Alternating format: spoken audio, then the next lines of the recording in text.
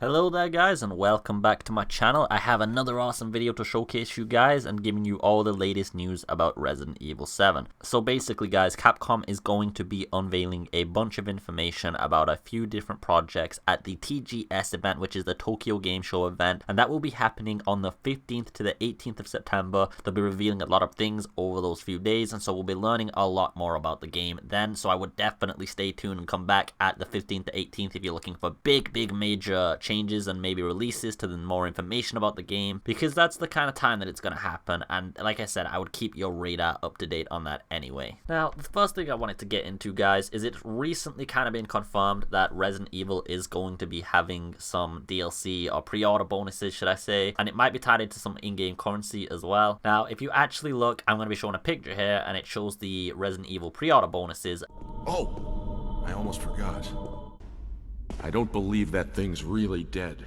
And I will link the site in the description where I got this from. It is a very official site. It sells games. It's in a foreign language, but if you're using Google Chrome, you can translate that to English and kind of understand everything. Now, I also want to say that this was given to me by a cool fan, and I really appreciate information such as this, and I'm just really glad that my community is already building to that stage. So, looking at these items, we have a survival pack recovery set. That's a bunch of meds, obviously herbs. We have a survival pack handgun set, which it looks to be like some ammo and maybe something else, like gunpowder's in there, but I'm sure you're not getting gunpowder to fucking like put in a musket. I'm sure that's just there for aesthetics. And then you have the survival pack burner set that looks like some incendiary grenades and something else. I'm not entirely sure what that is, but it looks to be some incendiary stuff anyway. And you also have the chem fluid set, which I'm not entirely sure what the chem fluid set is actually. Maybe there's some kind of new crafting system in the game. I'm not entirely sure. What I want to say about this, guys, is does this actually take away from what the devs wanted? Because the devs did say that they wanted to go more back to the roots. They wanted a more traditional survival horror game, and everything that I've heard from about everything, it just kind of points that they wanted it to be a very scary experience. If I was gonna put one project that it came down to, it would like be one of the old Romero movies where it's a survival kind of thing, you know? You're not there with an objective. You're not there to like recover some agent or going into some umbrella hive. You're there just to survive. You're not even part of, like, you're not even related to it really. You're just some random guy that's been caught in the side of this all. So getting these things right from the bat, I don't know if that's the best idea the devs could have gone with. If they were going to go for some pre-order bonus, they should have just gone for something aesthetic or something different. This kind of like seems to contradict their earlier statements and intentions. Now, putting that aside though, at the end of the day, you do not have to buy or use these things, and I know even if I pre-order the game, which I'm probably going to be pre-ordering it, I'm definitely not going to be getting these pre-order bonuses and using them in-game at least. I'm just going to leave that, and then I'm going to have the experience vanilla as intended. Because when a dev develops around an idea and a story and they want to make you feel, you know, they want to make you feel really weak really early on and blah blah,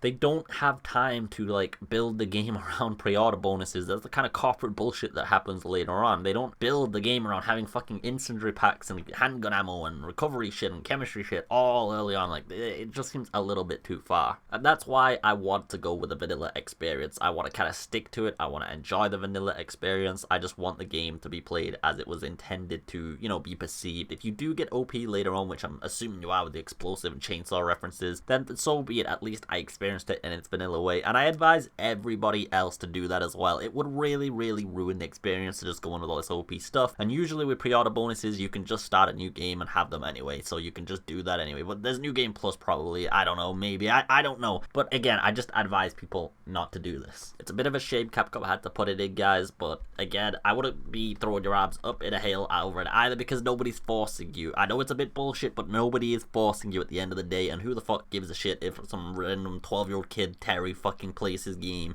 with some incendiary packs from the start? Who really cares? Okay guys, so another really cool piece of news comes from another Twitter follower called Papinator. He showed me some screenshots and linked me to a video that showcases one of the new elements and monsters, and I just wanted to go over this real quickly with everyone. Familiar with the Resident Evil series? I am, so why don't you give me a spiel on what's happening in the new installment of Resident Evil 7? Alright, the spiel is, this is our new title, Resident Evil 7 Biohazard.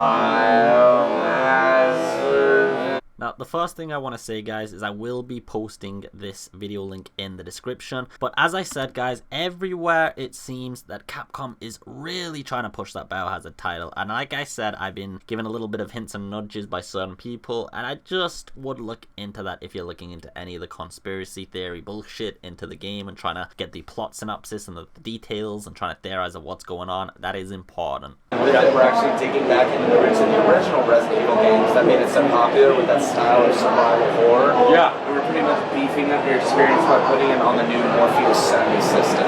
Okay. So without further ado, let's get you in there. You can move the controller around and you can lean in your chair.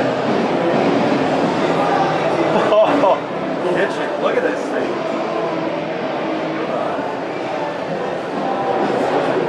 Alright guys, so we get our first proper look at how the VR is gonna handle in the game, like from an actual person playing it and not some kind of demo pre-crafted for us, and I've gotta say it looks fucking incredible. I really hope a few people that were disheartened by the first person have kind of had their opinion changed around the Morpheus. It's amazing. Whoa, okay, so you can... Yeah, try lifting up the controller. Whoa, alright. Lean forward. Leaning forward. Whoa, gosh, are you kidding? Wow. Oh my god. That's crazy. And look, like this is... It seems we're going to be able to use VR with controllers as well to increase the level of immersion and interactability with the environment, and I'm really hyped for this. I just wonder how it's going to translate over into the PC exactly. Behind him, what? Oh, oh my god, it's crazy. Okay, can I attack her or what?